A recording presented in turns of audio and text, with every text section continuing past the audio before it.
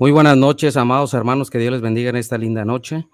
El día de hoy vamos a tener este debate entre nuestro hermano Pedro Ríos, que es evangélico del país de Chile, y también tenemos a nuestro estimado amigo cristiano católico Luis Flores, de la República del Perú, y se va a tratar este diálogo acerca de lo que es la iglesia, pero se va a tocar simplemente la Biblia, la palabra de Dios. Y vamos a tener este tema para que sea nutrido tanto el pueblo evangélico y también tanto como el pueblo católico. Va a ser un debate respetuoso, porque Luis Flores es un debatiente católico de mucho respeto, y ellos se van a estar tomando los tiempos. Entonces vamos a dar tiempo para que nuestro hermano Pedro Ríos se presente, y enseguida Luis Flores también para que se presente, y si quieren saludar a alguien, pues también lo pueden hacer. Adelante, hermano Pedro Ríos. Amén. Bueno, muchos de ustedes ya me conocen, mi nombre es Pedro Ríos, soy de Chile, del sur de Chile, a diferencia de otro apologista que es del norte de Chile, estamos separados por unos cuantos miles de kilómetros. De la zona donde yo vivo se llama Región de los Ríos, y soy miembro laico, por decirlo así, de una organización religiosa que se llama Primera Iglesia del Señor, la cual ganó por su sangre, y el fundamento estaba en Hechos 20:28. Estoy contento por servir a mi Señor y por estar donde estoy. Estoy con un grupo que es afín a lo que yo creo, dirigido por un pastor, y también pertenezco a otra organización internacional que se dedica a entregar Biblias, la palabra de Dios, en hospitales, en cárceles, en escuelas, en instituciones de las Fuerzas Armadas. Todo eso nosotros llevamos la palabra de Dios. Y bueno, estoy convaleciente recién, mi único afán es recuperarme luego para poder acompañar a mis hermanos en este importante trabajo. Llego a arder de envidia cuando los veo que estuvieron en un colegio entregando Biblia a los niños, entregando porciones de la Escritura. Que Dios les bendiga, hermanos, y bueno, espero defender lo que yo creo de acuerdo a la Biblia, con el tema de la iglesia, cuál es el concepto y la definición de iglesia, en el entendimiento de que esto nos va a ayudar a todos. Bendiciones. Gracias, hermano Pedro. Bueno, vamos a esperar a que se reincorpore Luis Flores. Por lo pronto vamos a saludar a la audiencia, a nuestra hermana María Romero, al expositor también, que Dios lo bendiga. También saludamos a nuestro hermano David Flores de California, en los Estados Unidos, que Dios lo bendiga. También saludamos a Juan Pérez, que Dios le bendiga, hermano Juan Pérez. A nuestro hermano Basilio también, que Dios le bendiga. A nuestro hermano Alejo, que Dios le bendiga grandemente en esta noche. Saludamos también aquí tenemos otros hermanos también, a Ronald Ponce Aguirre, que Dios le bendiga en esta noche. A Armando Mata también, que Dios les bendiga. Vamos a esperar nada más a que se reincorpore Luis para iniciar este debate.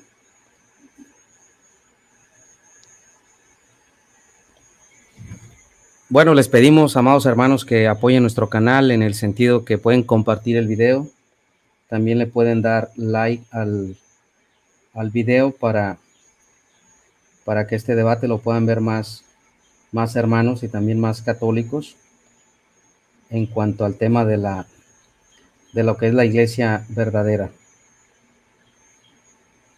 Voy a enviarle un mensaje a Luis para ver qué pasó por ahí.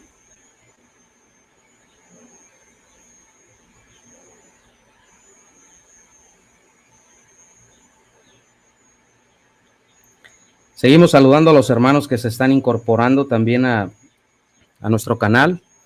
Saludamos por ahí al hermano Dani Córdoba también, al hermano Carlos Manuel Veloz, Fe y Razón. También saludamos a nuestro hermano Ángel Regalado.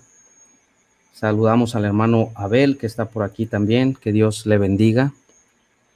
Saludamos a nuestro hermano Alejo, su hermano Clemente Alejo, que Dios le bendiga grandemente. Nuestra hermana Claudine Alvarado también, Que Dios le bendiga grandemente. Vamos a ver qué pasó ahí con Luis, que es el... Ya lo tenemos por aquí nuevamente.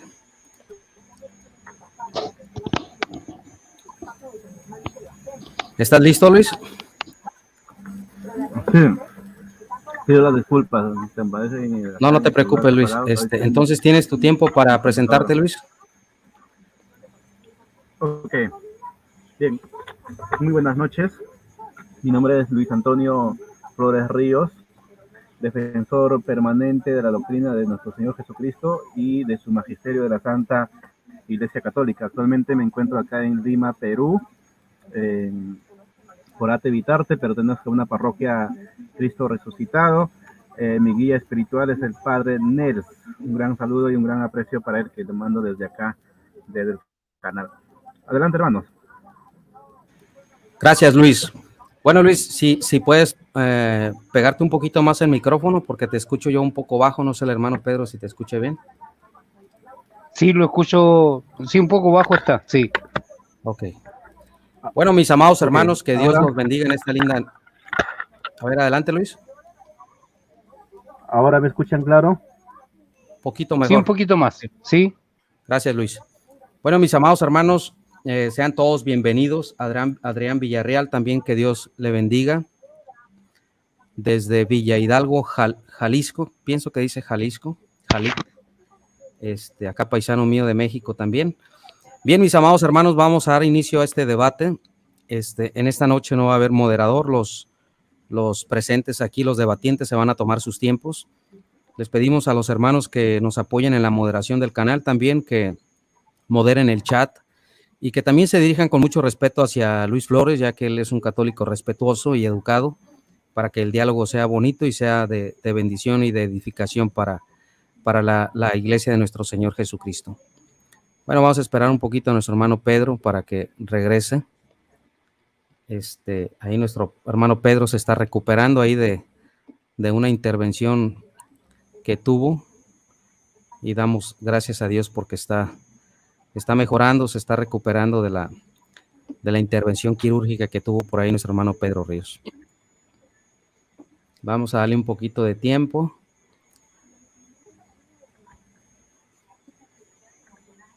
Listo, aquí tenemos a nuestro hermano Pedro. Entonces ellos tienen el formato, amados hermanos, y ellos tienen en los tiempos también. Yo voy a dejar un poquito la plataforma para que ellos ya están organizados. No sé quién vaya a iniciar, hermano Pedro. No sé cómo quedamos, Luis. Parto yo. No te logré escucharlo bien. ¿Quién parte? Sí, no, cualquiera, normal. Ok. Bueno, tú entonces. Sí, claro. Correcto. Bueno, ya, okay. Entonces ahí se ponen de acuerdo y ahí se moderan los tiempos, hermano Pedro, ¿sí? Sí, yo los dejo, hermano Luis hermanos. va a llevar los tiempos, sí. Ok. Los dejo, hermano Pedro. Luis Flores, también estás aquí en tu casa, seas bienvenido y que Dios los bendiga a ambos. Muchas gracias. Bien, entonces ahí está en el cronómetro, también son 8:55 voy a iniciar, ya, 8:55. 8 minutos con 55, ya. Bien, en esta oportunidad, como cristiano católico, voy a tener el privilegio y la facultad de poder el día de hoy conversar, obviamente de manera alturada, con nuestro hermano Pedro Ríos con respecto a lo que es la iglesia de nuestro Señor Jesucristo. Pero antes de ingresar a lo que es la iglesia, hemos quedado de acuerdo de manera interna, dar un concepto. ¿Qué cosa es la iglesia?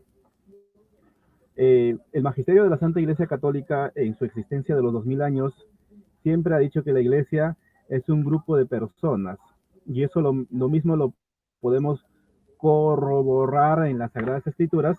Por ejemplo, cuando nosotros nos vamos pues al Antiguo Testamento y también en el Nuevo Testamento, ¿no? Por ejemplo, vamos a verlo, en el Antiguo Testamento, cuando Moisés pues saca a ese grupo de personas de la esclavitud, donde Moisés libera a ese grupo de personas, la iglesia.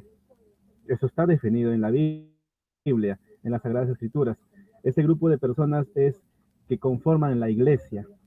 No, la iglesia no es evidentemente como dicen pues muchos que desconocen y dicen la iglesia es la construcción, el edificio, el templo, la madera o la calamina, dicen, ¿no? Pero esa es la iglesia aparente, pero en el fondo la iglesia es el grupo de personas que profesan una fe, una doctrina, que tienen ese don de profesar una fe y que tienen a Jesucristo. Esa es la iglesia, grupo de personas, grupo de humanos, juntamente con presencia del Espíritu Santo.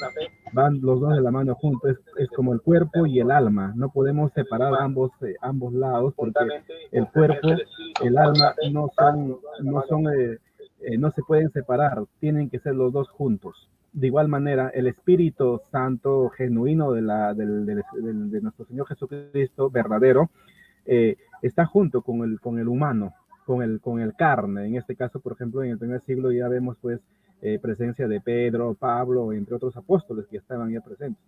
Entonces, cuando nos vamos al Antiguo Testamento, sí ya nos demuestra claramente que Moisés ya tenía presencia de iglesia, grupo de personas, cuando sacan los 12 de la esclavitud, ¿no es cierto? Entonces, continuamos arrastrando poco a poco y llegamos en el espacio-tiempo histórico, llegamos al siglo I, cuando ya Jesucristo viene, el mismo Maestro, el mismo Jesús. Cuando Él viene, ¿qué pasa con esa iglesia? Se destruye, termina y funda nueva iglesia, nuevos grupos, nueva denominación, nuevo pensamiento. ¿Qué pasa cuando viene Jesucristo? Ya recordemos que la definición de la iglesia no es el grupo de personas. No, perdón. La iglesia no es la construcción, sino es el grupo de personas que profesan una fe. Ese es desde un punto de vista general. Ahora más adelante vamos a ver que esa iglesia que no son pecadores, bueno, son otros tipos muy importantes, ¿no? Entonces, en el segundo, perdón, cuando viene Jesucristo, el mismo Maestro, en Hechos de los Apóstoles, el día del Pentecostés, reúne a un grupo de personas, Pablo, Pedro, en compañía de María. Entonces, ahí ya podemos identificar claramente que en ese grupo de personas, que en esa iglesia del Señor Jesucristo, estaba presente María. Entonces, ya había una iglesia que nace con 12 personas, los apóstoles. Y posteriormente, ese grupo de personas humanos, no solamente espíritus, obviamente que el Espíritu Santo estaba también presente en esa iglesia de Cristo. Entonces, humanos y espiritual nace y cada día leemos en Hechos 2:49. ¿Se te paró la transmisión, Luis? Ahora sí. Ok. Entonces, cada día, Hechos 2:42, cada día a esa iglesia se añadían personas. Obviamente con el discurso de Pedro. Cuando Pedro se da su discurso, cada día se añadían a esa iglesia. Porque Jesús tenía que incluir a esa iglesia, juntar a sus ovejas, tenían que convertirse a Cristo. Grupo de personas. Aquí es lo que vamos a ver, un tema que es bastante interesante y muy fundamental, que la Iglesia Católica siempre ha dicho, y eso está pues respaldado en las Sagradas Escrituras, que siempre ha dicho que ese grupo de personas, cuando se han añadido 3,000 personas a esa iglesia de Cristo en el primer siglo, ¿ustedes creen que esas 3,000 personas todos eran angelitos? ¿Todos eran santitos? No, señores. Había gente de todo, de lo mejor a lo peor. Eso es la iglesia de Dios. La iglesia de Dios no es como dicen algunos, que todos tienen que ser angelitos, que nada de borrachería, nada de mujerería, nada de idolatría, nada de adulterio, nada, todo un santito. No, la iglesia de Cristo va a haber gente de todo. Si nosotros podamos ver cómo dentro de los 12 apóstoles, dentro de los 12, ya había uno quien traicionó a Jesús. Y haciendo una ponderación entre la traición y cometer un pecado, ¿cuál es más grave? ¿Cuál es más grave? Yo creo que la traición a Dios, eso es más grave que cometer un pecado de adulterio, eso es más grave. Ese es un pecado mortal, la traición. Se dan cuenta que dentro de los 12 apóstoles, dentro de ese grupo de personas, dentro de esa iglesia, ya había uno que ha traicionado al Maestro, a Jesucristo. Eso es la iglesia, un grupo de personas que traicionan, pero se retiran, pues, ¿no? No permanece ahí, se va. Por lo tanto, dentro de los 3,000 personas que se han añadido en Hechos 2:49, cada día se añadía, no hay una persona que todos son angelitos.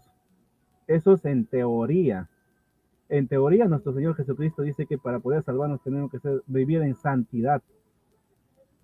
En santidad. Pero esa santidad es en teoría, pero en la práctica, en el fondo, todos somos pecadores. En la Iglesia Católica hay el trigo y la cizaña. La cita les voy a dar en estos instantes. El trigo y la cizaña. Esa es una cita, el trigo y la cizaña. A ver, un ratito, voy a buscar la cita. El trigo y la cizaña, ¿no? La cita bíblica del trigo y la cizaña. Esa es una cita muy contundente que nosotros podemos ver que dentro de la iglesia de Dios, Mateo 13 del 24 al 30, que nos demuestra que está escrito que dentro de la iglesia de Dios, grupo de personas, va a haber el trigo y la cizaña. Eso es precisamente que la iglesia católica lo tiene, el trigo y la cizaña. No todos los católicos son angelitos, hay católicos, pero no dan ni ganas ni hablar su nombre. Son católicos, pero están pues en otro mundo. Pero también hay católicos que viven conforme a la palabra de Dios y viven en santidad. Tenemos representantes de la iglesia católica que han vivido en santidad. Esa iglesia, ese grupo de personas. Por ejemplo, tenemos a ¿cómo se llama San Francisco, que ha vivido conforme a la palabra de Dios. Y tenemos muchas personas dentro de la iglesia católica que han vivido conforme a la palabra de Dios, de nuestro Señor Jesucristo. Pero también tenemos católicos que no vale ni hablar su nombre, no vale la pena mencionar. Entonces, dentro de la iglesia de Cristo va a haber gente de todo. A ver, mirando al otro lado, a los no católicos, ¿ustedes creen que dentro de la iglesia evangélica todos son angelitos? Eso no, eso es mentira. Pueden hablar, que que el otro, pero en el fondo, al otro lado también hay gente de todo. Entonces, bajo esa misma línea, va a haber dentro de la iglesia gente de todo. Bien, entonces seguimos dando más citas para poder entender. Acá dice a ver acá, a ver un ratito.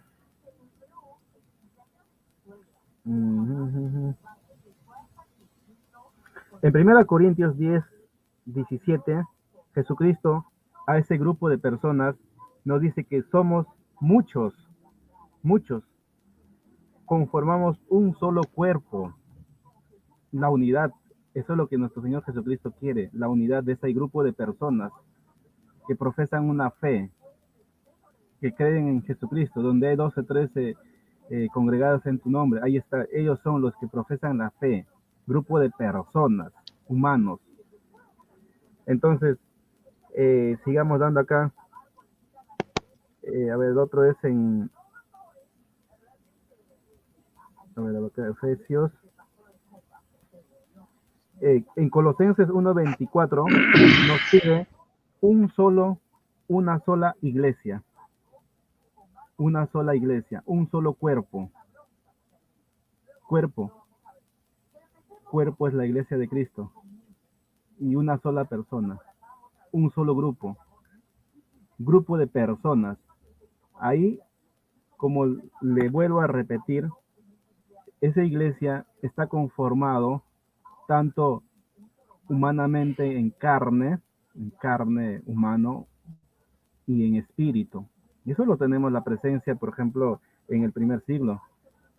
El Espíritu Santo estaba presente en el primer siglo.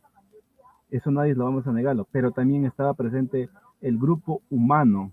Pedro, Pablo, Timoteo. ¿Ustedes creen que Timoteo, Pedro, Pablo eran espíritus? No eran espíritus, eran humanos. Pero a través de ellos se transmitía el Espíritu Santo. A través de ellos. Entonces, sigamos dando acá más citas.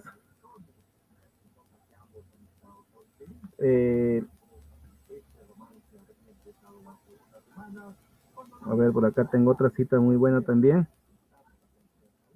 En Hechos 2, 43 al 47, fíjense que perseveraban unánimes en el templo.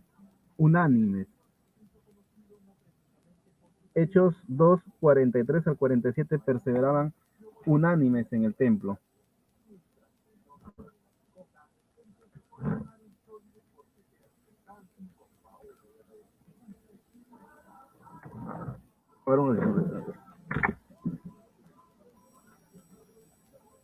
Y eso es lo que nosotros podamos demostrar con claridad, con claridad.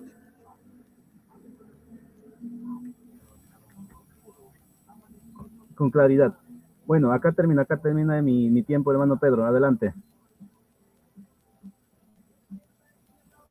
Déjame ver si puedo, para poder controlar mi tiempo yo.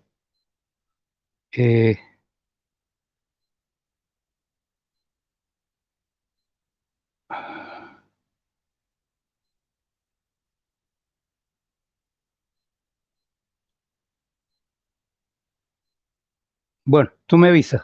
Avísame cuando me queden 2 minutos, por favor. Ya, adelante.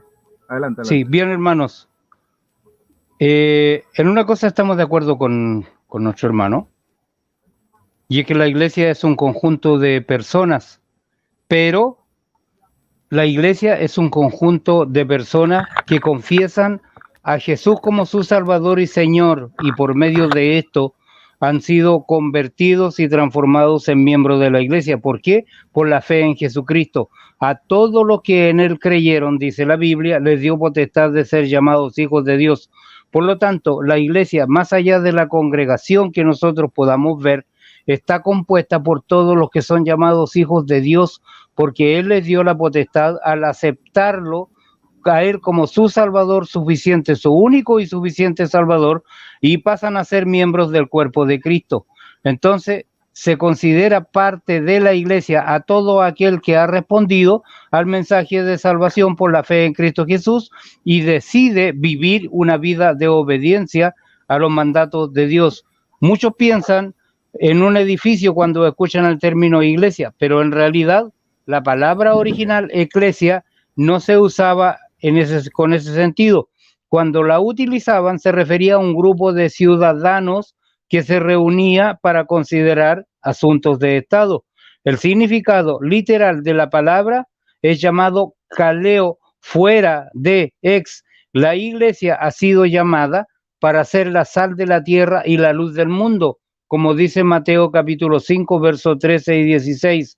Entonces, hermanos, podemos entender mejor el sentido bíblico de iglesia como conjunto de personas y viendo algunos ejemplos del Nuevo Testamento. Se llama iglesia a los que se reunían en una casa para adorar a Dios. Saluden, dice Romanos 16:5, igualmente a la iglesia que se reúne en su casa, la iglesia en su casa.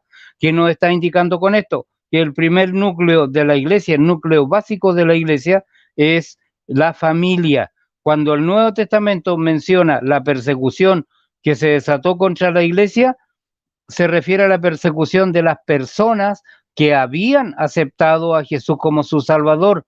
Dice Hechos 8:3, Saulo por su parte causaba estrago en la iglesia, entrando de casa en casa, arrastraba a hombres y mujeres y los metía en la cárcel. ¿Por qué los metía? Porque ellos confesaban a Cristo como su Salvador personal y porque seguían a Cristo Jesús. Pedro, cuando fue liberado de la cárcel de forma milagrosa, se dirigió a la iglesia que se encontraba reunida en una casa.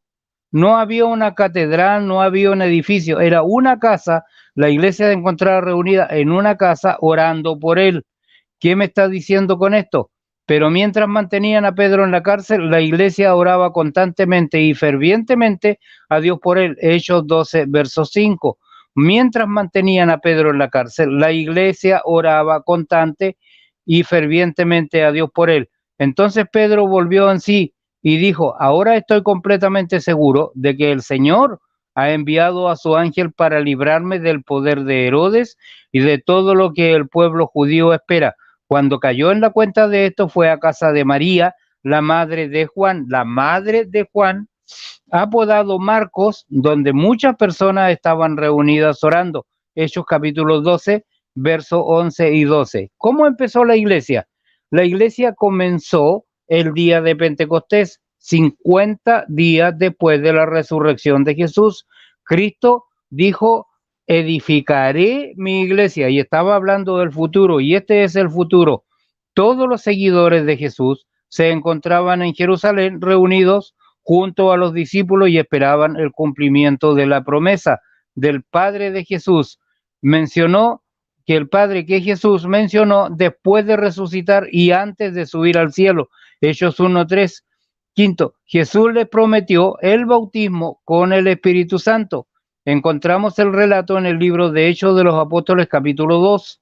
Dice: cuando llegó el día de Pentecostés, estaban todos juntos en el mismo lugar. De repente vino del cielo un ruido como el de una violenta ráfaga de viento y llenó toda la casa donde estaban reunidos. Se les aparecieron entonces unas lenguas como de fuego que se repartieron y se posaron sobre cada uno de ellos. Todos fueron llenos del Espíritu Santo y comenzaron a hablar en diferentes lenguas según el Espíritu les concedía expresarse. Las personas que se encontraban cerca del edificio, entre ellos muchos judíos que venían de otros lugares del mundo, estaban de visita en Jerusalén y se asombraron al escuchar el estruendo. Mucho mayor fue su asombro cuando ellos escucharon hablar en sus propios idiomas. El Espíritu Santo concedió a los seguidores de Jesús el don de comunicar el Evangelio el Evangelio de las maravillas de Dios en idiomas que las personas sobre las que cayó el Espíritu Santo no conocían. Y en ese momento comenzó la expansión de la iglesia. Fue allí que empezó a propagarse el mensaje de salvación a través de la fe en Jesucristo. Ahora, ¿cuál es el propósito de la iglesia? ¿Por qué Dios estableció la iglesia? ¿Cuál es la misión o el propósito que debe cumplir la iglesia en este mundo? Podemos decir que la iglesia es el cuerpo de Cristo. En 1 Corintios capítulo 12, versos 2 al 27, dice: y Él es la cabeza de la iglesia, según Efesios capítulo 1, versos 22 y 23.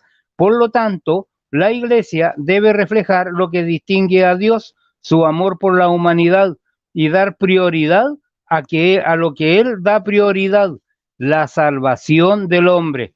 Ahora, podemos ver algunas de las maneras en las que la iglesia puede cumplir este propósito. Primero, mostrar al mundo el poder del amor de Dios. Dios ama a su iglesia. En Efesios capítulo 5, versos 25 al 27, vemos que el amor de Cristo por su iglesia sirve como ejemplo para los esposos. ¿Cómo se describe el amor de Cristo para la iglesia?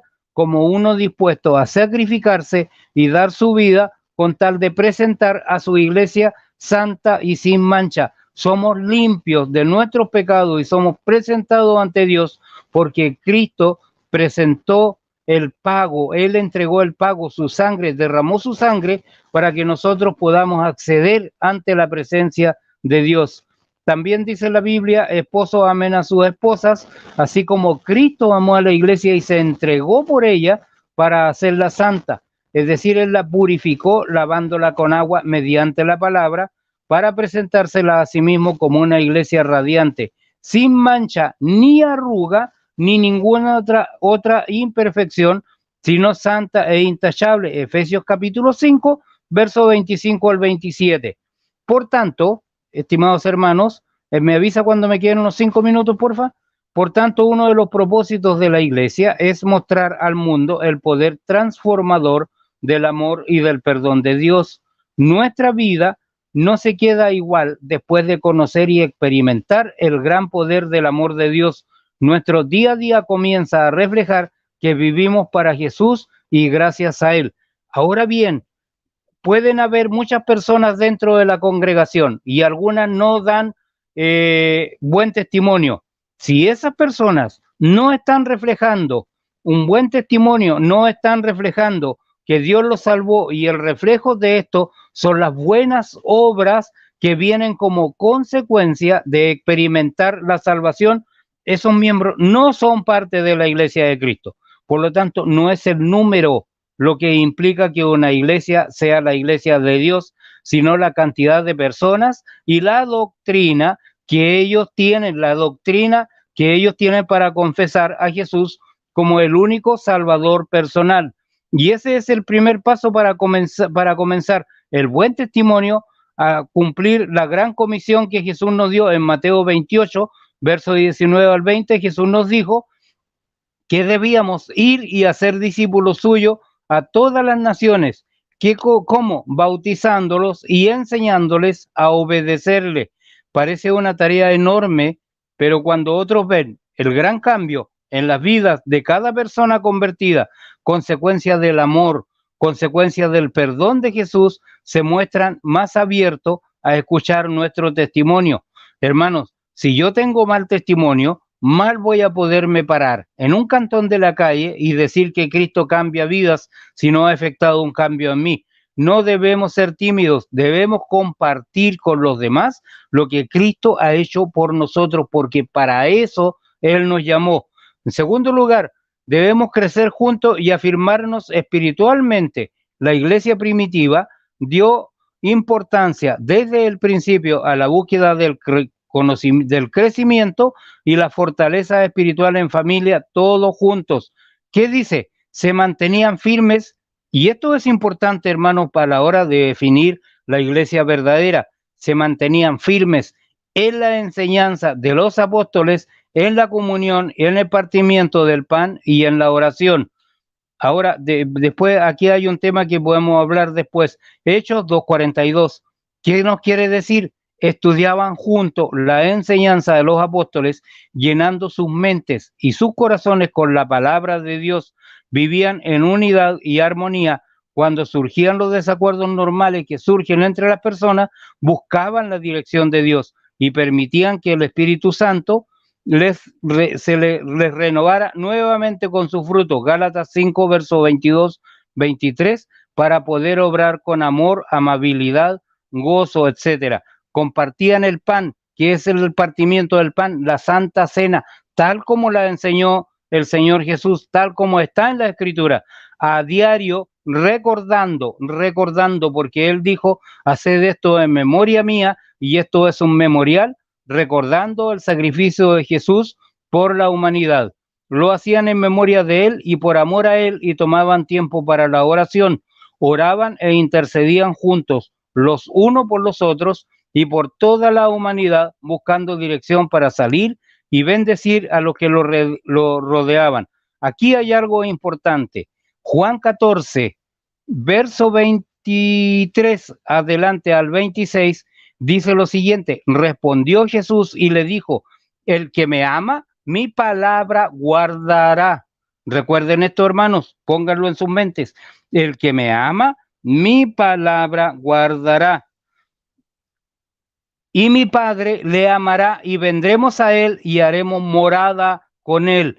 El Espíritu Santo, hermanos, o el Padre o la divinidad, no viene a nosotros si no cumplimos con este requisito, que es guardar la palabra, para que el Padre nos ame.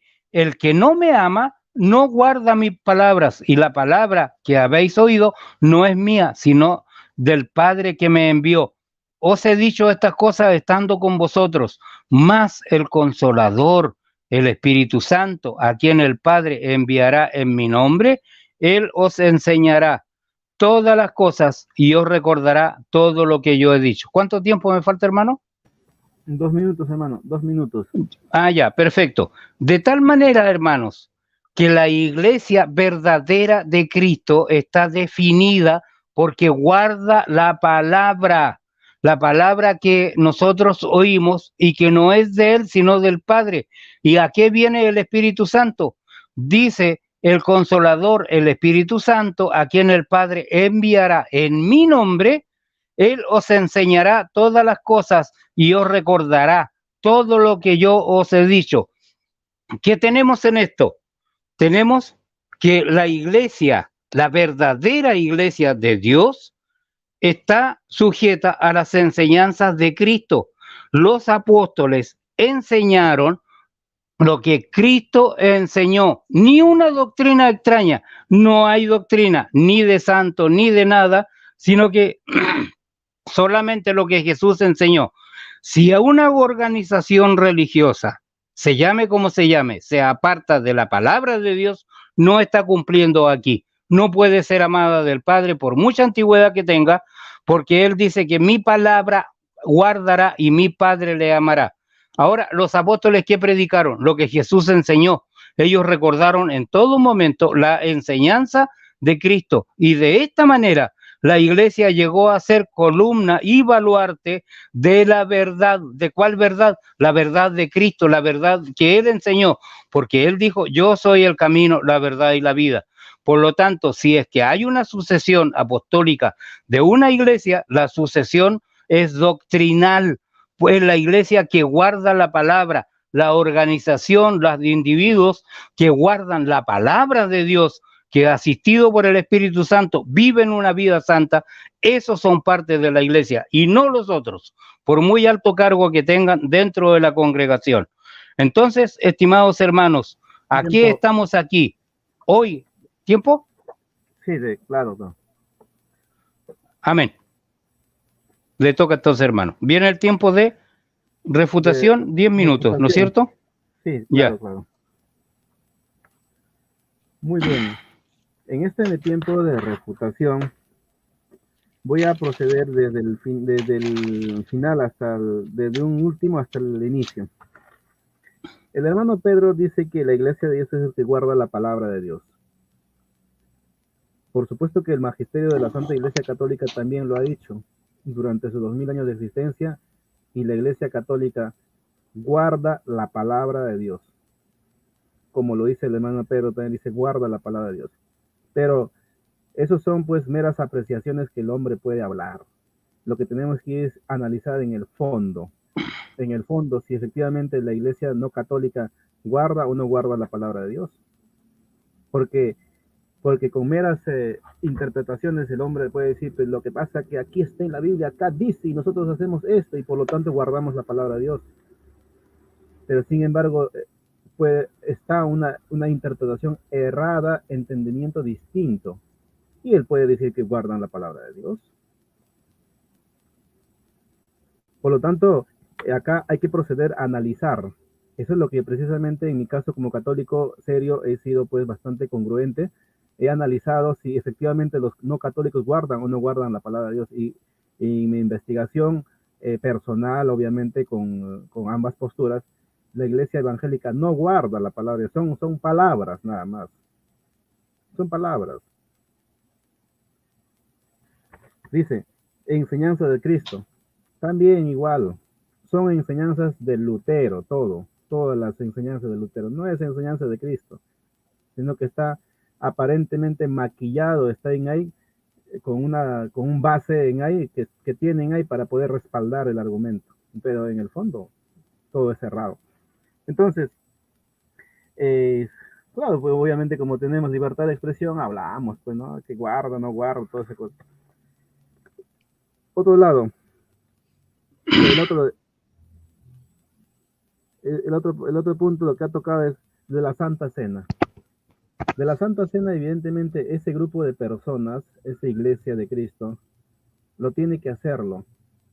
Pero no vamos a tocar acá el punto doctrinal, que el debate no es el Santa Cena, sino que ese grupo de personas. Ahora, la pregunta es, ¿cualquier persona va a hacer esa Santa Cena? ¿Cualquier grupo por aquí, por allá, eso va a ser la Santa Cena? No. esa Santa Cena es bien celoso.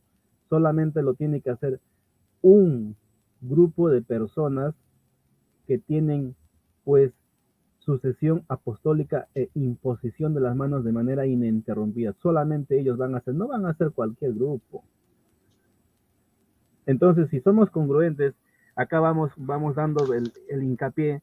Si en el primer siglo el hermano mismo está diciendo que en Hechos de los Apóstoles inicia la iglesia, claro que sí, yo también estoy de acuerdo en ahí, ese grupo de personas, grupo de humanos. ¿Qué ha pasado con ese grupo de humanos que profesaban una fe? ¿Desaparecieron?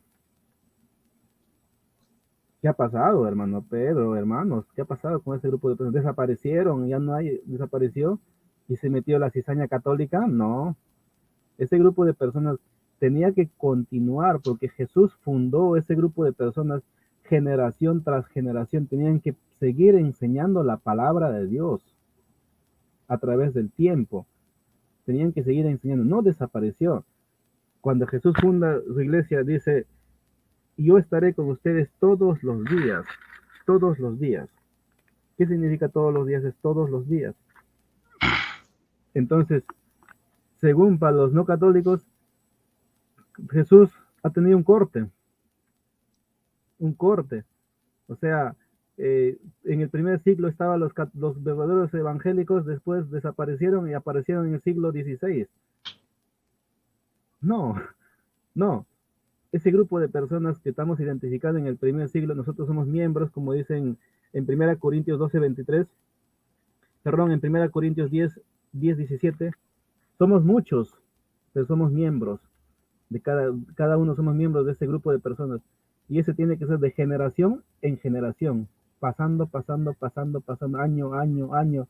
Otros van muriendo, otros van naciendo, otros van muriendo, otros van naciendo, así, continuidad. Y eso solamente ha tenido la Iglesia Católica.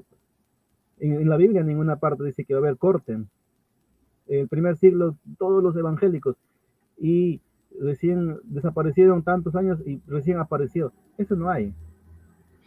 Cristo no es de eso. Cristo funda su iglesia en el primer siglo y dice va a estar todos los días y va a fundar su iglesia. Cuando él funda su iglesia, nadie lo desaparece a ese grupo de personas. Tiene que estar, sí o sí, porque Jesús fundó, no fundó un hombre, Jesús mismo fundó esa iglesia, ese grupo de personas, ese pensamiento cristiano que profesaban esa fe. Y eso solamente el magisterio de la Santa Iglesia Católica. Más allá que la iglesia pues tiene muchas cosas malas, que el cura, hay un cura violador, que papas han hecho cosas malas. ¿Acaso si el papa ha hecho cosas malas, por lo tanto la iglesia se tumbó? No, la iglesia somos todos, conformamos la iglesia. Si el papa hace mal, no toda la iglesia está mal. Si el cura ha violado por una zona por ahí, eso no significa que la iglesia está mal. El problema es personal. A ver, si acá en el Perú vamos a suponer que un cura ha violado a un niño, a una niña, ¿eso significa que toda la iglesia de Europa, América está mal? No, porque hay un problema acá en Perú, un problema en un anexo. Eso no significa que toda la iglesia está mal. Entonces, ese grupo de personas sí profesan una fe. Ahora, el hermano dice que la iglesia tiene que estar sin mancha y arruga, por supuesto. Esa es la teoría. Ese quiere el Señor Jesucristo. Así tenemos que ser, claro que sí. Tenemos que ser sin manchas y arrugas. Pero lo que tenemos que ver es acá el principio de la realidad. ¿Qué es eso? Se dan cuenta que el mundo es ancho y ajeno, como dice en Perú el Ciro Alegría, un gran literatura, padre de la literatura, el poeta. Perú, 33 millones de peruanos. Como es el mundo es ancho ajeno, hay superpoblación, y como hay superpoblación, la gente ya pues hacen lo que le da la gana, ya no alcanzan prácticamente. Y ahora el problema muy grande es que la Iglesia Católica no evangeliza, no está evangelizando. Y como no evangeliza, el papá y la mamá no saben ni dónde está parado, sus hijos peor, pues salen distorsionados, ya salen ateos, hacen lo que le da la gana. Esa es la superpoblación, porque la población es inmensa en el Perú. Y me imagino que en Chile también, así, en todo sitio. Y por lo tanto, sin mancha y arruga, ya no, pues ya se han mucha libertad, han hecho lo que les da la gana. Ese es el problema muy grande dentro de la Iglesia Católica. Yo como católico digo que no hay evangelización. Así de fuerte. Pero con eso no quiere decir que no hay. Sí, también hay, pero depende de cada católico que no se están dándose cuenta y hacen lo que les da la gana. Que hacen quedar mal a la iglesia, ese es otro punto. Hacen quedar mal. Por culpa de muchos católicos que no están comportándose conforme a la palabra de Dios, la iglesia está mal. Por culpa de ellos nos están echando culpa a nosotros. Y ese es un tremendo problema que está dentro de la iglesia católica. Muchos borrachos, muchos idólatras, muchos mujeriegos, muchos adúlteros, que son católicos de nombre, que no están conforme a la palabra de Dios, y por culpa de esos está mal la iglesia. Entonces, sin mancha y arruga, claro que sí, porque ese es el objetivo, pues. Ese es en la práctica, pero en la teoría, o sea, ese es en la teoría, perdón. En la práctica, en el fondo, hay gente de todo, pues, de todo. Y eso sin mirar a católica. Si miramos a la iglesia evangélica, ¿ustedes creen que la iglesia evangélica todos son sin mancha y arruga toditos? Ahorita el hermano Pedro, ¿tú crees que está sin mancha y arruga? Seamos conscientes, hermano Pedro. Yo soy un pecador y tú también eres un pecador. Eres un pecador. Aquel que diga que no tenga pecado, que tire la primera piedra. Y se dice que no tenga pecado es un mentiroso. Somos pecadores, entonces por lo tanto, ambos lados hay sinvergüenzas, como quien dice. A ver, vamos a calcular la hora, a ver. Acá creo que termino, hermano Pedro. Acá ya, ok. termino. Ya. Dele nomás, ya. En gran parte de las cosas, déjeme ir a mis notas, estamos de acuerdo. La iglesia la componen personas, pero personas que han recibido a Cristo como su Salvador personal y que su fe la tienen puesta en Cristo, no en María, no en los santos, no en los papas, no en una tradición, no en un magisterio. Y a propósito de magisterio, le quiero decir que el papado, que no es una organización, una institución bíblica, el papado tiene un nombre que es Pontífice Máximo. Ahora, este título está en la Escritura. ¿Está en la Escritura el que le digan papa? El Pontífice Máximo fue un título que se otorgaba en la antigua Roma al principal sacerdote del colegio de pontífices. Él me dijo que ellos tenían un magisterio. Ahí está el magisterio. Era el cargo más honorable en la religión romana, el Pontífice Máximo, que el que ostenta el Papa. Inicialmente solo lo podían aspirar los patricios. Hay rastros de este título que tenían los emperadores romanos, aparece en la historia antes de Cristo, el año 160 por lo menos. Entonces el título tenía una influencia meramente religiosa y fue ganando poder en el ámbito político hasta la época. El Augusto, cuando el emperador lo asoció a la dignidad, cuando el emperador Augusto lo asoció a la dignidad imperial, el último uso conocido del título por parte de un emperador se encuentra en ciertas inscripciones de Graciano, el joven emperador, entre el 375 al 383, aunque este ya decidió omitir el término de su título imperial. El término pontífice significa literalmente constructor de puentes, pon facere, máximo, que significa literalmente el mayor, y esto podía significar constructor de puente entre los dioses y los hombres, aunque tal vez fuera entendido en sentido literal, pues el cargo de constructor de puentes también dentro de la Roma era muy importante, pero lo importante aquí que cabe destacar que el Pontífice Máximo era un título del emperador y que se lo apropió el papado, y que el título de colegio pontificio o magisterio también es un título que no le corresponde a la Iglesia de Dios. Ahora él me habla de varias cosas. Habló de la continuidad de la Iglesia. Es cierto, en todo tiempo encontramos nosotros que la iglesia está presente porque Él prometió no dejarla, no abandonarla, pero tenemos que entrar en el entendimiento completo de iglesia, no una organización que se unió al mundo esa organización no puede ser la iglesia, porque la Biblia dice, Jesús dijo positivamente cuando le mostraron una moneda, ¿de quién aparece aquí? César. Dad a César lo que es de César y dad a Dios lo que es de Dios. Él habló de Perú. A propósito, en Perú, el sueldo de los obispos hasta los monaguillos lo paga el Estado peruano con la plata que se genera de los impuestos de todos los ciudadanos peruanos. Nosotros hablamos de santidad, no vinimos a hablar de mi santidad, pero yo debo mantenerme dentro de la doctrina de Cristo, y la Biblia a mí me dice, hijitos míos, estas cosas os escribo para que no pequéis. Y si alguno hubiere pecado, abogado tenemos para con el Padre en Jesucristo el justo. ¿Para quién? ¿Abogado en quién? En Jesús. ¿Para quién? Para con el Padre. No en un sacerdote donde yo tenga que ir a confesar mis pecados. La confesión es directamente a Dios. Yo no puedo tener imágenes en mi iglesia. No puedo invocar a santos para pedirle ayuda. María no fue y no es intercesora. La Biblia no dice eso. La última mención de María en la Biblia está en el libro de los Hechos, donde dice que María estaba junto a las demás mujeres.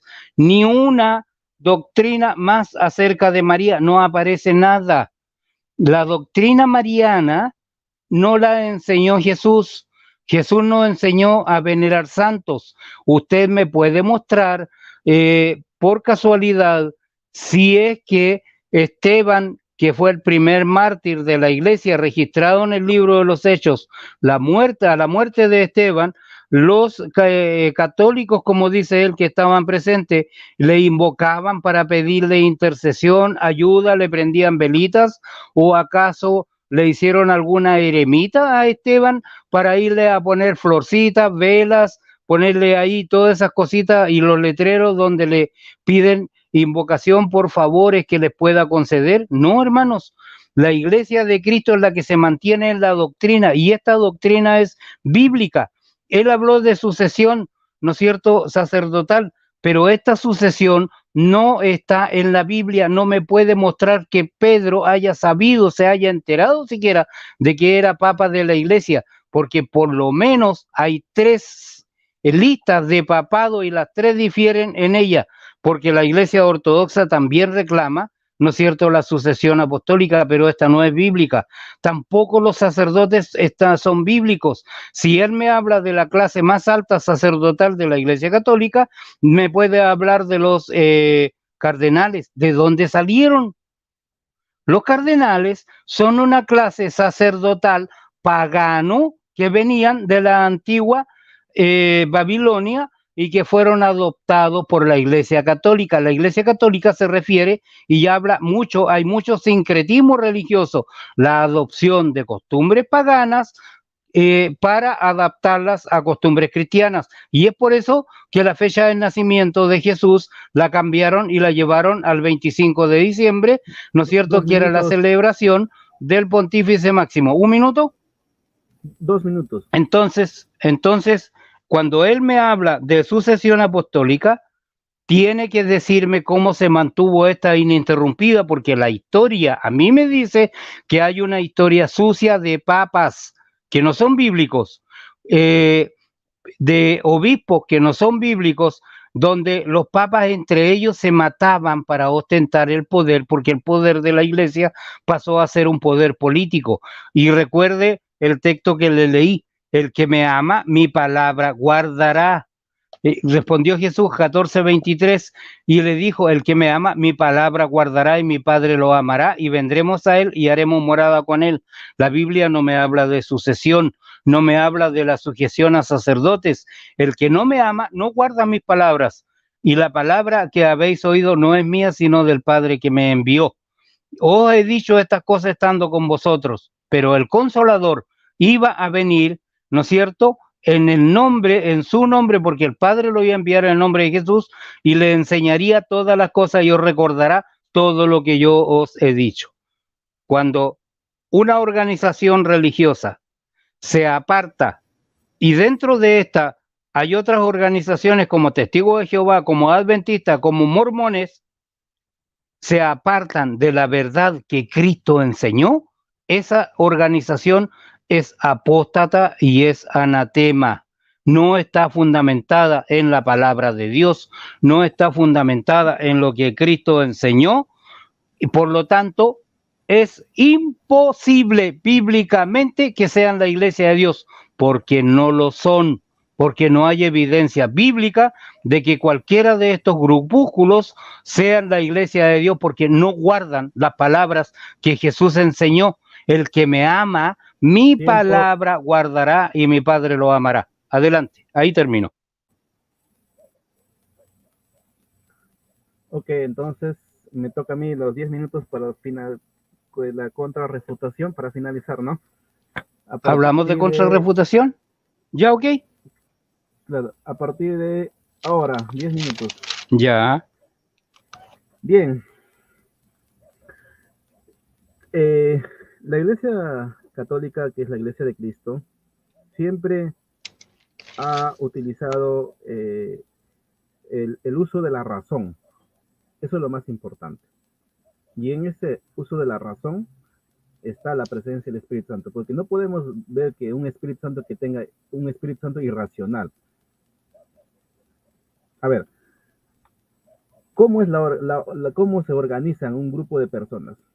Viendo desde un punto de vista extrabíblico, a ver. Yo sé que todos los estudiantes de teología, como se llama, no católicos, la escuela no católica, no sé qué llevarán en su estudio, deben llevar un curso de cómo se organizan las personas jurídicas. De manera extrabíblica, a ver, ¿cómo se organiza una empresa, una organización empresarial? Hay un gerente, hay un subgerente, hay un supervisor.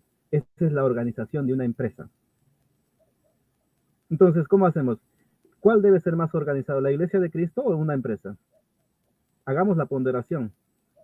De hecho, que la Iglesia de Cristo debe ser mucho más organizada, mucho más jerarquizada, mucho más mejor que una empresa. No podemos poner que a la Iglesia de Cristo va a ser así como un chanfaina, hacen por aquí sin organización, sin jerarquía. Y una empresa es mucho más mejor que de Dios. En este caso estamos poniendo a Dios por el suelo que de la iglesia, de las empresas organizadas. Entonces hay que ser conscientes en este punto. Me imagino que mi hermano Pedro pues ha llevado un curso de cómo formas de organización de una empresa, cómo se forman las personas jurídicas en Estado de Chile. ¿Cómo se forman? Empresarialmente. Ahora, ¿cómo se forma un Estado? No lo sé cuántos chilenos habrá, en el Perú son 33 millones peruanos. ¿Cómo está estructurado el Estado peruano? ¿Cómo está estructurado? Eso es un base muy importante que nos da la luz. Y si el Estado peruano está organizado políticamente, hay un poder ejecutivo, legislativo, la constitución política, el presidente, el vicepresidente, el congresista, el alcalde, todos están organizados. Hay un sistema de un país, de los 33 millones de peruanos, grupo de personas. Y ahora, una iglesia, que es la Iglesia de Cristo, ¿ustedes creen que la Iglesia de Cristo va a ser más peor que una organización de un país, de una empresa? No, la Iglesia de Cristo debe ser mucho mejor, mucho mejor. Entonces, si es mucho mejor, que Dios nos ha dado esa idea, Dios nos ha dado esa inteligencia para que las personas puedan organizarse, entonces la Iglesia de Cristo debe ser mucho mejor que un Estado, que una empresa. Entonces, esa Iglesia de Dios tiene organizado, estructurado. ¿Para qué? Para mantener la unidad. Para eso es. Porque si no va a haber organizado, no va a haber estructurado, cada uno van a hacer lo que les da la gana. Esa es la teoría de Cristo. El querer de Cristo, dice Filipenses 2, del 1 al 2, unánimes. Efesios 4 en adelante, unánimes. Porque cuando va a haber una estructura, una organización, va a haber la unidad. Porque si me voy al otro lado, a la teoría que nace en el siglo XVI con Lutero, dice, no, eso no importa, cada uno, solamente Jesús, solamente la Biblia, con ese afán de que nosotros practicamos la palabra de Dios. Mira cómo están con esa teoría. Danse cuenta ustedes mismos cuántas denominaciones están naciendo cada día. Justo ahorita acá en el Perú apareció una iglesia evangélica, un pastor evangélico que ha salido dentro del grupo evangélico, que se ha ido porque tiene esa idea, pues ese pensamiento. Dice, bueno, a mí no me interesa la iglesia, no me importa nada, solamente practico palabra de Dios, solamente Cristo, abogado tengo a Jesucristo, todo ese floro. Se va al otro lado y entiende la Biblia y ahora está enseñando a la diosa madre. La iglesia de Dios se llama, se ha puesto nombre de Dios, la iglesia de Dios. ¿Y cuánta gente están llevando a ese rebaño? ¿Y ustedes, evangélicos, están de acuerdo con eso? Porque están causando divisiones. Están causando divisiones y la división no es de Dios, es del mismo enemigo. Y esa teoría que plantean los no católicos es una teoría que no está conforme a la palabra de Dios, sino que es la teoría del otro enemigo, porque el otro, esa teoría que no lleva a la unidad, más bien lleva al divisionismo. Divisionismo. Y ahorita, para el 2030, 2040, me imagino, segurito están naciendo iglesias. Ahorita están naciendo. Y resultado de ese nacimiento son ustedes también, tu hermano Pedro, Barragán, todos somos resultado de ese nacimiento. Resultado de ese nacimiento son todos. Y eso hay que hablar de las cosas como son. Esa teoría no es bíblica, es contrabíblica, porque trae al confusionismo y al divisionismo. Más bien la teoría de Dios nos pide la unidad organizada, estructurada. Ahora, por otro lado, voy 5 minutos. Por otro lado, el hermano Pedro acepta la continuidad. Bravo, qué bueno, hermano. Eres sincero y eso me agrada. Aceptas la continuidad. Aceptas la continuidad. Y lo has dicho de manera expresa, pero esa continuidad, ¿quién lo ha tenido? ¿La Iglesia Católica o la Iglesia Evangélica? Que han profesado una fe, que han aceptado a Cristo. Solamente la Iglesia Católica, pues. 2000 años. No hay otros. Y eso no hablo por humillar. No, hay que hablar las cosas, lo que son verdades. Solamente la Iglesia Católica. Año 100, año 200, año 300. Justamente en el año 300, esa misma iglesia de Cristo que profesaban una fe, que creían en Cristo, esa misma iglesia de Dios, ha compilado los 27 libros del Nuevo Testamento. Esa iglesia. Lutero. Hasta Apocalipsis Lutero negaba. Ahí está, ya tense bonilla, vean los eruditos no católicos, que Lutero negaba la Apocalipsis. Gracias a quien tienen Apocalipsis en la mano, gracias a la Iglesia Católica. Siempre ha luchado que esa es palabra de Dios, Apocalipsis. La Iglesia Católica decidió, ¿por qué no 25? ¿Por qué no 26? ¿Por qué la Iglesia Católica dijo que son 27? Ha reunido la Iglesia Católica. No había ningún pastor protestante en ese tiempo. No había. Y esa es la continuidad, pues, hermano Pedro, aceptas.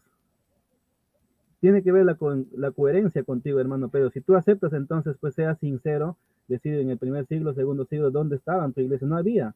Apareciste recién acá, entonces, no estás hablando entonces de continuidad. Aceptas, pero por otro lado niegas. No te entiendo, entonces. Cuando tú serías sincero, decías, tiene que ver continuidad. Entonces, ¿qué iglesia era la continuidad? Solamente la católica. La otra no tenía continuidad. Han aparecido recién. Ya, entonces, pues, ¿qué hago entonces en esa iglesia? Me entrego a Cristo, solamente adoro a Cristo y me convierto católico. No hay otra opción. Ahora, el hermano Pedro dice que la iglesia son los que han recibido a Dios. Hermano Pedro, ¿usted cree que la iglesia católica no ha recibido a Dios? La iglesia católica ha recibido a Dios, cree en Dios. El centro del cristianismo es Jesucristo. Él es el camino, la verdad y la vida. No es María, no es San Pablo, ni el Papa, nada. Solamente es Jesucristo. Pero María es la madre de nuestro Señor Jesucristo, que solamente se debe respetar como una madre, nada más. Respetar. Hay muchos católicos desenchufados que no están, pues, que no saben, porque hay mucho superpoblación, la gente en el campo no conoce, no saben, entonces pues pueden confundir y pueden reemplazarle a Dios por María. Puede ser, pero respetar es otra cosa. Solamente respetamos. Y usted también creo que lo respeta, María. Pero nosotros respetamos con hechos y no con palabras, con hechos. Yo puedo decir fácil, yo respeto a esa señora, yo le quiero, todo, puedes decir muchas cosas, palabras bonitas, pero los hechos, ahí está, ahí está. María jamás va a ocupar el puesto de Cristo, solamente Jesucristo es el punto. Y ese es el católico formado que actúa de esa manera. Han recibido, pues, hermano Pedro, la Iglesia Católica. Yo, desde el momento que me he bautizado, he recibido a Jesucristo y me he entregado a Él y estoy viviendo con Él. Los demás son cosas que no tienen mucha relevancia. El Papa simplemente es un humano quien va a conducir a la Iglesia de Cristo, va a pastorear para mantener la unidad. Así como tu pastor en tu iglesia, la misma, es lo mismo nada más. O en todo caso, si ustedes niegan al Papa, si ustedes niegan al sacerdote que no hay nada, entonces tiene que ver la coherencia. La coherencia. Si ustedes niegan, entonces ¿para qué ustedes también forman pastores? Entonces, si ustedes niegan, entonces no formen pastores ustedes también. Así de simple. Acá hay doble discurso diciendo, tú no hagas, pero yo sí puedo hacerlo. Eso es lo que está pasando. Cuando la Iglesia Católica tiene papas, tiene curas, ahí sí, no es así. Pero yo sí puedo hacerlo. Yo sí puedo pastores. Adelante, termina acá. Ya, ok. Dice que yo acepto la continuidad. Sí la acepto, pero la continuidad doctrinaria, la continuidad de la doctrina que Cristo enseñó. Dijo varias cosas. Voy a ver mis notas. Pero habló acerca de la organización católica como una empresa y dice que la razón y el Espíritu Santo le dice que tiene que ser manejado así. La iglesia como una empresa organizada, la iglesia de Cristo no es una empresa. Dios les dio la idea de organizarla como empresa.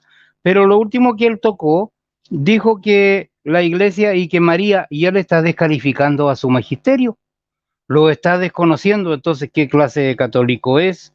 Porque aquí sí que se cayó. Él dice que el centro de la iglesia es Cristo. Pero mire, el año 394 comenzó una liturgia diaria que fue evolucionando hasta el siglo XI, hasta transformarse en lo que hoy conocemos como el sacrificio de la misa. Eso no fue lo que el Señor enseñó. Ahora, el año 431, él dice que son cristianos, no, son marianos. ¿Por qué? Porque el año 431 gradualmente se inicia la exaltación de María. Al término Madre de Dios se usó por primera vez en el Concilio de Efeso. Después se introdujo por primera la extrema unción. La Iglesia Católica se introdujo la idea del purgatorio el año 593. Esto no es lo que enseñó Cristo. El año 600, la Iglesia Católica comenzó a rezar a María y a otros muertos de la Iglesia primitiva, donde Cristo enseñó eso, o la Iglesia del primer siglo practicó eso. Y el año 604 se instauró el título de Papa por primera vez, significando obispo universal, y fue conferido por el emperador para centralizar todo el poder eclesiástico en Roma. Existían distintos otros obispos en otros lugares, pero ahora se definía que el obispo de Roma sería el jefe de todos ellos y de toda la iglesia. Entonces, el año 709, mire el signo de humildad, Constantino, no el emperador, sino el Papa Constantino, establece la orden de que le besen los pies. El año 786 se establece la ordenanza obligatoria de venerar y rendir culto a las imágenes, a la cruz y a las reliquias de la iglesia. ¿Cristo enseñó esto? ¿Esta es la doctrina apostólica? ¿Esta es la doctrina que enseñaron los apóstoles? Él me habló de magisterio, pero el magisterio se contrapone a la palabra de Dios por muchas razones. Entonces, el año 786, él dice que no, que algunos malos católicos, pero ese año se estableció la ordenanza obligatoria de venerar y rendir culto a las imágenes, a la cruz y a las reliquias de la iglesia. Y se hicieron otro invento que no aparece también en lo que hizo Cristo. El agua mezclada con sal y bendecida por un cura es considerada agua bendita. Y el 995 el año, por primera vez, se canoniza a un santo muerto. Y esta responsabilidad le respondió al Papa Juan XV. Después, la misa se fue estableciendo gradualmente como un sacrificio hasta evolucionar en el siglo XI en la ceremonia que conocemos en nuestros días. Y el año 1079 el Papa Gregorio impuso el celibato y se les prohibió casarse a los curas, pero no se les prohibió el derecho de tener concubinas. Y cuando él habla de sucesión apostólica, él habla de que se mantienen los papas en santidad. No, ¿por qué? Porque las concubinas de estos curas y sacerdotes eran mantenidas por el Estado. Y de hecho, muchos papas fueron hijos de papas y cardenales. 1090 se introdujo el rezo mecánico. El 1184 el Concilio de Verona instituye oficialmente la Santa Inquisición. El año 1190 comienza la venta de las indulgencias. El año 1215 él le habló de la Santa Cena, lo podemos debatir en otro minuto. El Papa Inocencio III proclama la transustanciación, es decir, el cambio de la hostia en el cuerpo mismo de Cristo. 1220 el Papa Honorio III declara la adoración de la hostia. 1229 el Concilio de Valencia prohíbe la lectura de la Biblia. 1251 un monje inglés, Simon Stock, inventa un amuleto conocido como escapulario. 1439 el Concilio de Florencia proclama como dogma de la Iglesia la existencia del purgatorio. 1545 el Concilio de Trento declara la tradición de la Iglesia Católica Romana en igual autoridad con la Biblia. 1546 el Concilio de Trento añadió 7 libros apócrifos a la Biblia. 1854 el Papa Pío IX proclama la Inmaculada Concepción de la Virgen María, es decir, él proclamó este dogma que dice que nació sin el pecado de todos los descendientes de Adán. 1870 el Concilio del Vaticano I revistió de poderes divinos al Papa y lo declaró infalible, lo que significa que no puede equivocarse, atributos exclusivos de la divinidad. ¿Pedro tenía este atributo? 1950 el Papa Pío XII proclamó la asunción en cuerpo y alma de María y también la declaró reina de los cielos y reina del mundo. Y en el año 1965, ya cercano a nuestros tiempos, el Papa Pablo IV proclamó a María como la madre de la Santa Iglesia Católica Romana. Todos estos dogmas y todas estas tradiciones forman parte de una iglesia que se dice cristiana, pero todas estas cosas nombradas anteriormente fueron tradiciones y dogmas enseñados por la palabra de Dios. Mucho me temo que no. ¿Cuántos minutos me quedan, hermano? 3 minutos. Ya, porque usted habló de la iglesia como una empresa. Permítame decirle que en Colosenses capítulo 1, verso 18, el Señor fue muy claro acerca de la forma en que Él desea que esté dirigida y organizada su iglesia en esta tierra. Primero, Cristo es la cabeza de la iglesia y la suprema autoridad. Esto está en Efesios 1:22, 4:15 y Colosenses 1:18. Segundo, la iglesia local debe ser autónoma, libre de cualquier autoridad o control externo, con derecho al autogobierno y libre de la interferencia de cualquier jerarquía de individuos u organizaciones. Tito 1:5. Tercero, la iglesia debe estar gobernada por un liderazgo espiritual compuesto de 2 ministerios. ¿Qué son estos ministerios principales? Ancianos y diáconos. ¿Quiénes eran los ancianos? Era un grupo de líderes entre los israelitas desde el tiempo de Moisés y lo encontramos tomando decisiones políticas. Posteriormente también en la historia encontramos aconsejando al rey en Primera de Reyes 20 verso 7 y representando al pueblo en lo concerniente.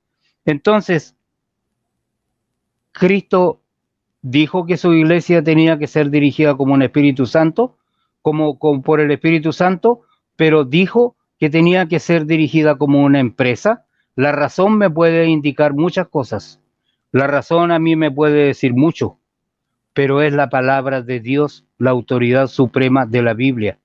Cuando en el libro de los Hechos, por ahí por el capítulo 14 y 15, aparece un texto que es muy revelador. ¿Y qué dice ahí? Y dijo el Espíritu Santo, apartadme a Pablo y a Bernabé para ¿no es cierto?, la labor o la obra que él le tenía señalado. ¿Quién manda en la iglesia, hermano? ¿Manda el Papa? ¿Manda el concilio? ¿Manda el magisterio? No, manda el Espíritu Santo. Y el Espíritu Santo a nosotros nos habla a través de ¿qué? De la Escritura. El Espíritu Santo, cuando verdaderamente está en el corazón del hombre, nos va a guiar a toda verdad y a toda justicia y nos va a recordar siempre lo que Jesús enseñó. Nunca el Espíritu Santo va a contradecir la palabra de Dios. ¿Cuánto tiempo queda? Tiempo. Ya, ok.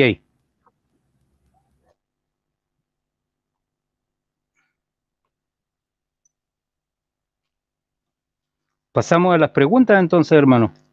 Sí, a la etapa de preguntas. Yo inicio, ¿no? ¿Sí? Bueno, la primera pregunta. 2 preguntas cada una hemos quedado, ¿no? Ya, ok. La primera pregunta es, hermano Pedro, usted acaba de decir que la iglesia tiene que ser autónoma. Autónoma. ¿Te estás refiriendo desde un punto de vista específico o desde un punto de vista general? Tenga en cuenta que la iglesia está extendida a nivel nacional, Perú, Chile, en toda América y en toda Europa y en todo el mundo. Y si es así, si es autónoma,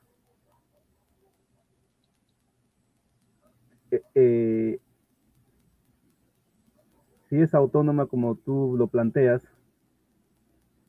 cuando hay eventos, problemas, cuando sucede problemas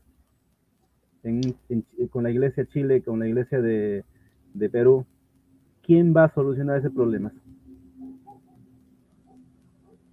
Adelante.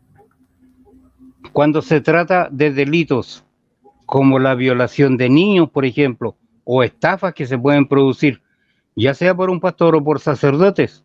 Les recuerdo que en Francia hubo un delito de más de 320.000 niños violados por curas. Cuando eso ocurre, cuando un pastor o un sacerdote dentro de la iglesia se debe entregar al culpable a la justicia local, porque eso está regido por la justicia. Si yo sé como ciudadano chileno de un caso de abuso de menores y no lo denuncio, y esto llega a ser determinado por la justicia y la justicia determina que yo no denuncié, yo soy culpable como cómplice. Tito 1.5 dice, por esta causa te dejé en Creta para que corrigieses lo deficiente y establecieses ancianos en cada ciudad, así como yo te mandé. La iglesia de Cristo no puede venderse ni casarse con el poder político de cada país. Acá en Chile no se puede, la iglesia es autónoma, la iglesia elige sus propias autoridades.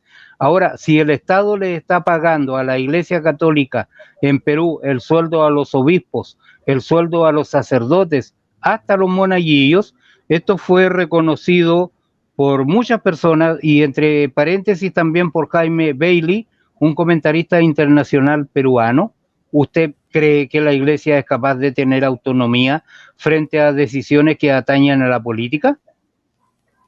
¿Usted me puede responder eso? Eso, hermano, esa es mi respuesta. Ya. Ok. ¿Va a haber refutación de la respuesta o hay que No, yo no sé, como quiera, o lo dejamos así para no estirarlo más.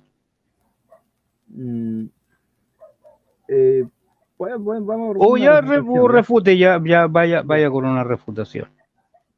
ya, de 2 minutos, ¿ya? Ya, inicio. Bueno, en cuestiones de actitudes, como usted mismo lo ha dicho, que violador, que han peleado, cosas así pequeñas, problemas pequeños, se tiene que solucionar de manera interna. ¿Ya? A ver, la Iglesia Católica, por ejemplo, en el Perú, en un anexo, en un departamento, Ayacucho, vamos a ponerlo, o mejor, más cercano a la zona Chile, está Tacna. La iglesia en Tacna, que un cura se peleó con la monja, ¿usted cree que va a venir hasta Lima a solucionar ese problema? No, lo tienen que solucionar ahí adentro, internamente. Son cosas pequeñas que se pueden solucionar. Pero cuando se trata de eventos mucho más grandes, por ejemplo, ya temas doctrinales, ahí, ¿quién tiene que solucionar? Ahí ya no hay autonomía. Ahí tienen que recurrir a uno más allá, a unas autoridades competentes más altos. Obviamente a Cristo, claro que sí, con esto no estoy negando a Cristo. No estoy diciendo que Cristo no, Cristo es lo principal, obviamente que la Biblia. ¿Sabes dónde se tiene que acudir? Al colegio apostolado. Y eso lo puedes leer, hermanito Pedro, Hechos 15 en adelante, el primer concilio de Jerusalén. Léalo todo y analízalo, reflexiónalo, cómo el concilio de Jerusalén ha solucionado un problema que desde Antioquía han ido hasta Jerusalén, Pablo. ¿Acaso Pablo dijo, no, acá nomás hay que solucionar porque somos autónomas? No, tenían que ir hasta Jerusalén, caminando. Pablo fue católico, porque ha ido allá. Si hubiera sido evangélico, habría dicho, no, ¿para qué? Si somos autónomos, acá nomás ya no. Tiene que ir. Sí. Acá termino. Ya, ok. Voy con mi pregunta, pero le recuerdo que lo que se trató en el concilio de Jerusalén era algo doctrinario. Hermano, usted, cuando el sacerdote les da la hostia y se la comen, usted me dice que se están comiendo, ¿es el cuerpo de Cristo el que está ahí en la hostia? Esa es la pregunta. Ok. Cuando el sacerdote entrega la hostia, el pan, bueno, no vamos a meternos a cómo está formado. La pregunta es clara, si yo como que es cuerpo de Cristo, claro que sí, cuerpo de Cristo. Pero cuando yo como, no me estoy refiriendo a que estoy comiendo la carne, el sangre, estoy mordiendo su sangre de Cristo, no. Me estoy comiendo al cuerpo de Cristo, en físico, pero de manera espiritual, a Jesús. Está ingresando Jesús a mi cuerpo, eso es. O sea, está ingresando Jesús a mi cuerpo. Está ingresando Jesús a mi cuerpo, eso es. De manera espiritual. El cuerpo de Cristo tiene dos connotaciones, que es la iglesia y el cuerpo de Cristo que es en fin, de manera espiritual. Me imagino, no estoy comiendo la carne, el hueso, no estoy cachacando hueso, no, sino al cuerpo de Cristo espiritual que está ingresando el mismo Cristo a mi cuerpo. Eso es. Sí. Lamento decirle, hermano, que la iglesia es el cuerpo de Cristo, según Efesios 1, versos 22 al 23, porque dice la palabra, y sometió a todas las cosas bajo sus pies, y lo dio por cabeza sobre todas las cosas a la iglesia, la cual es su cuerpo, la plenitud de aquel que todo lo llena en todo. ¿Qué me está diciendo la Escritura? Que el cuerpo de Cristo está formado por todos los creyentes desde el tiempo de Pentecostés, Hechos capítulo 2, hasta el arrebatamiento de la iglesia. El cuerpo de Cristo comprende dos aspectos de acuerdo a la Biblia. Primero, la iglesia universal y después la iglesia local, que está descrita en Gálatas 1, verso 2. Hasta ahí nomás, hermano, nada más. El que entiende va a entender. Ya, ¿va a su segunda pregunta? Sí, va a ser una segunda pregunta. A ver, acá te voy a buscarlo. A ver, un poquito, me esperas. A ver, un ratito.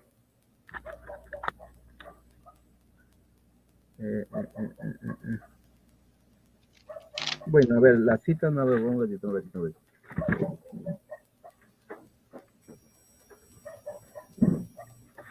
A ver, me esperas un momentito, ¿ya? Voy a...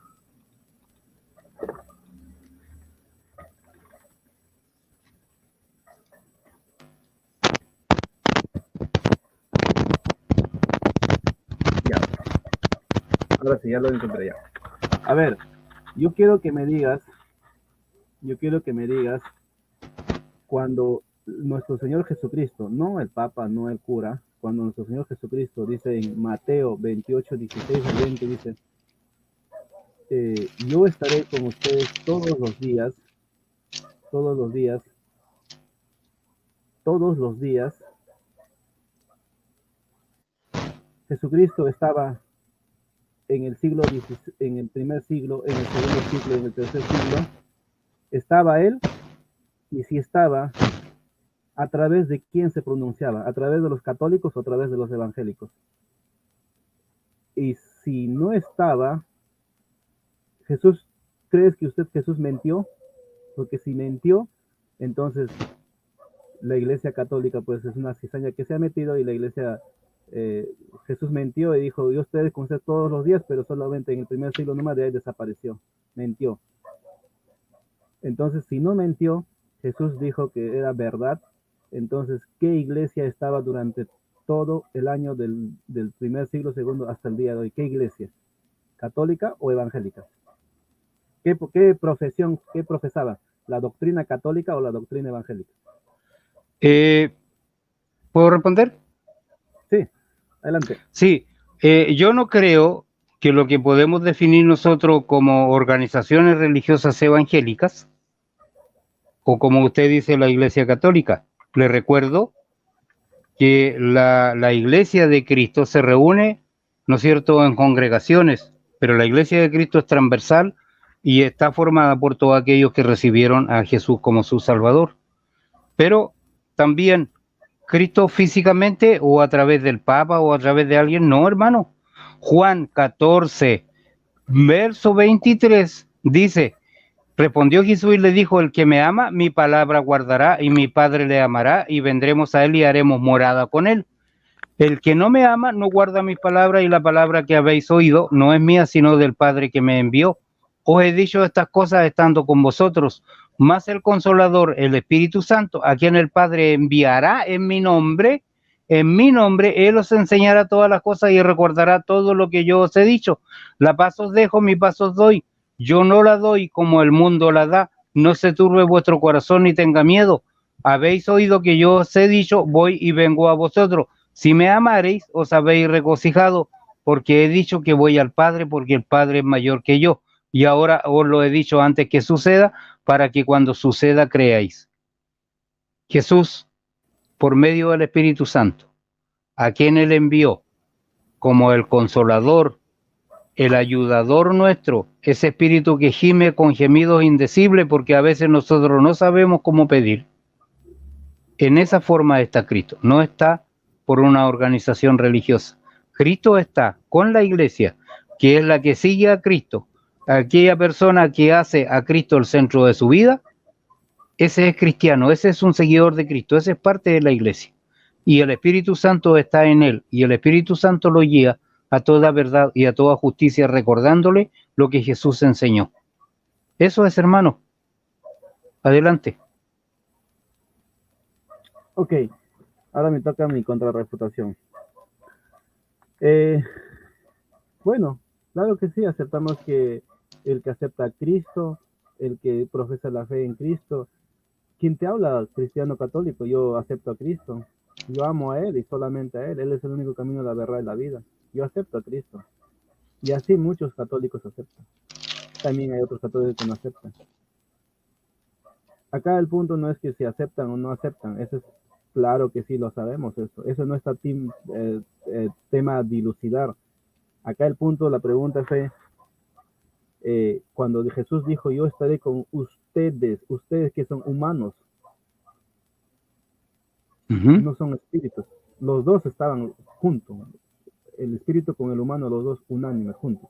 Yo estaré con ustedes todos los días, que profesaban una fe, claro que sí, como dice el hermano Pedro, profesaban una fe, porque en el primer siglo en el tercer siglo San Agustín profesaba una fe, creía en Jesucristo. ¿Acaso me va a mentir que el hermano Pedro que San Agustín creía en Buda, creía en musulmán? No, creía en Jesucristo y profesaba una fe. Todos los días, ¿qué religión profesaban? ¿Qué fe? la de Cristo que se transmite a través de la Iglesia Católica, la fe católica, en otras palabras. Más allá que tienen en diferentes temas doctrinales, que no se entienden, que el otro hacía así, bueno, esas son cosas más particulares, personales, ¿no? Pero en el fondo profesaban una sola fe católica de Cristo. Bueno, acá termino. Tu última pregunta, hermano Pedro, para ya terminar. Ya, ok.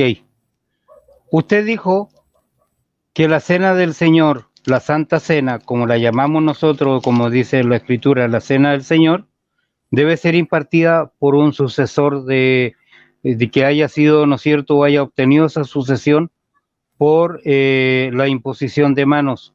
¿Usted me puede dar el texto bíblico donde diga eso? Ahora, si los sucesores de Pedro, como usted toca tanto el tema, me puede decir cuál de los dos que papas que hay ahora vivos son los sucesores, pero la pregunta es, ¿dónde dice la Escritura que la Santa Cena debe ser impartida por un sucesor apostólico? Porque según yo recuerdo, Cristo dijo, haced esto en memoria mía cada vez que os reunáis. Adelante, hermano, espero su respuesta. Biblia. Ok.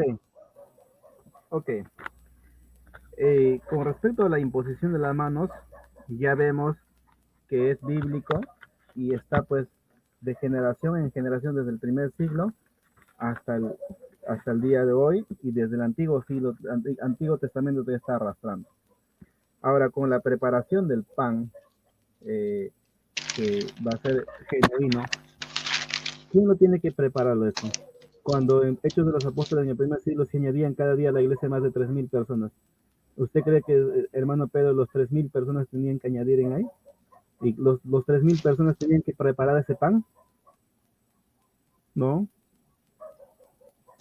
Es que lo que pasa es que, hermano Pedro, no todo está en la Biblia. Ese es un punto muy importante.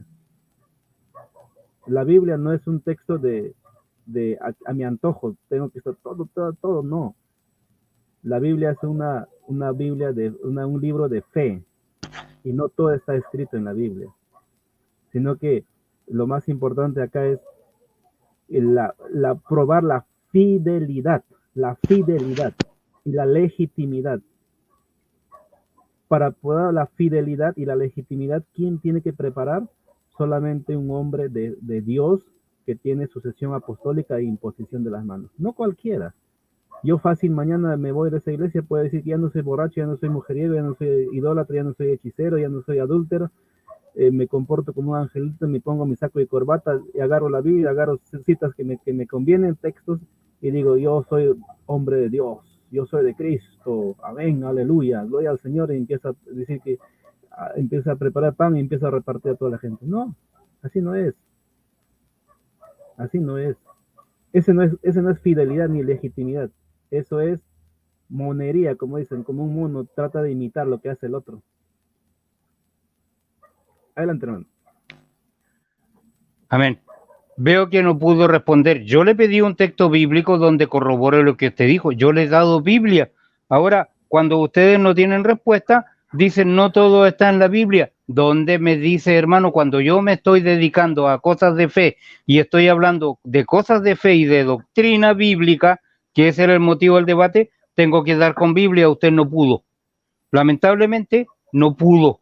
No dice, la Biblia tampoco dice que alguien debe preparar el pan. No dice que alguien tiene que ser un sucesor apostólico necesariamente. Haced esto en memoria mía cada vez que os reunáis. Es una orden general. Haced esto en memoria mía.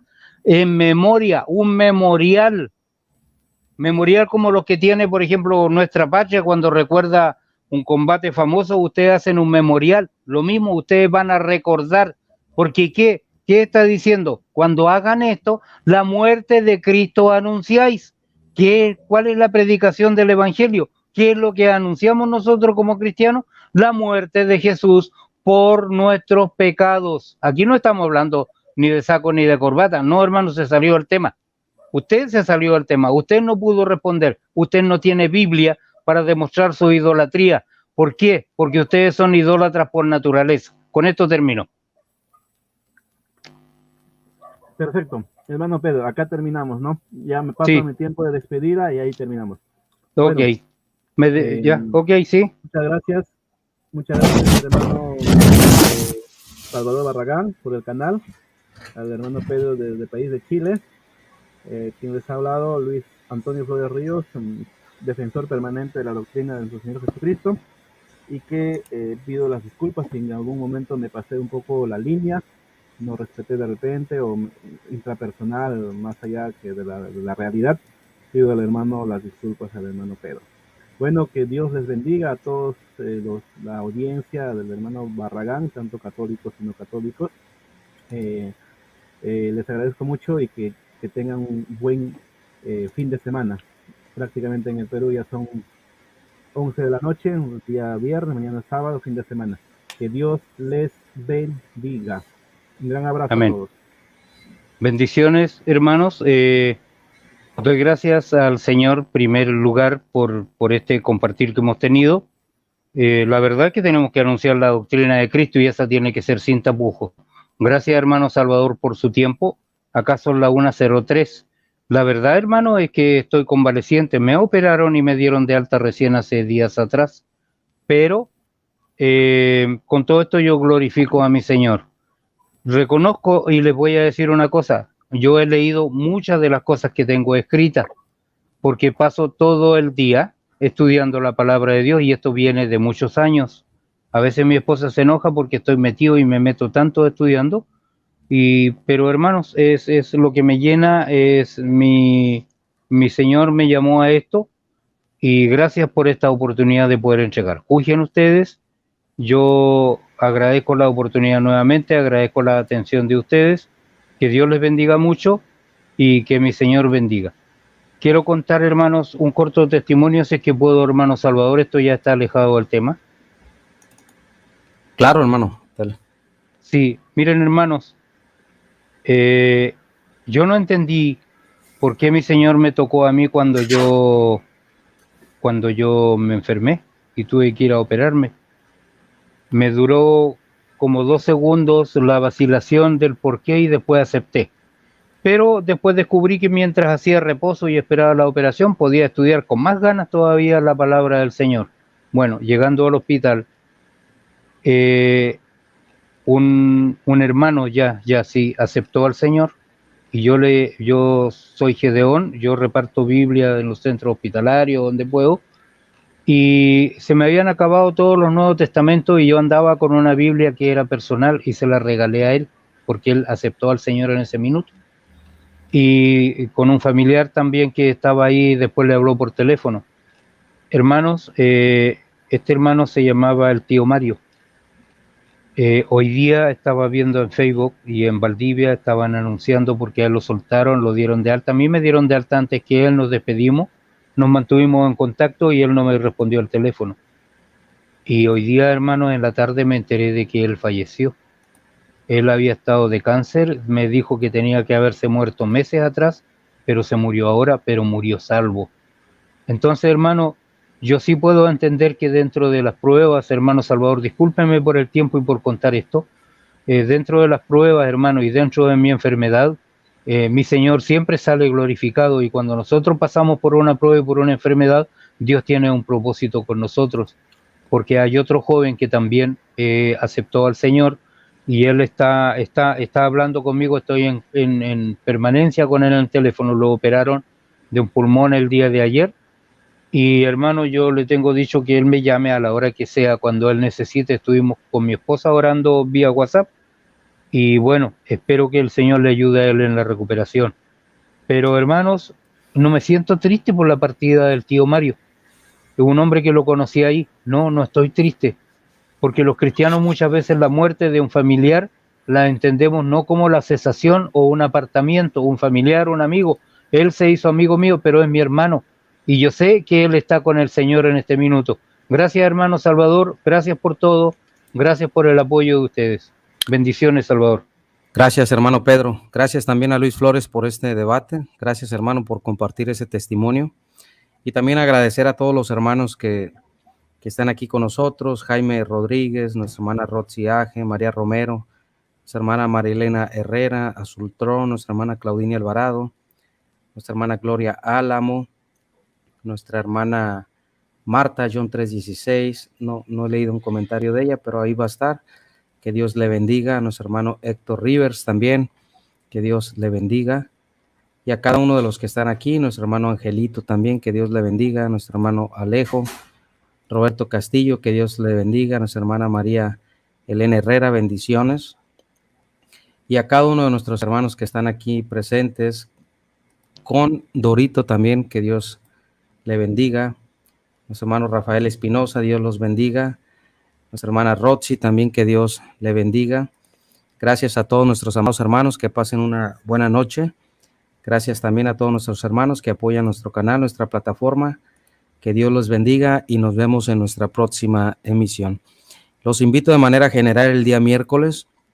Voy a tener un debate con el licenciado en Teología Católico Guido Rojas acerca del primado petrino.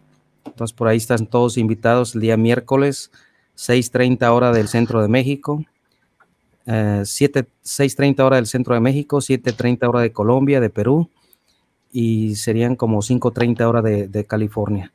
Dios los bendiga a cada uno de mis hermanos, que pasen una linda noche, y gracias a todos nuestros hermanos que oran por la plataforma, por los hermanos que defienden la fe, que pasen una linda noche y que Dios los bendiga.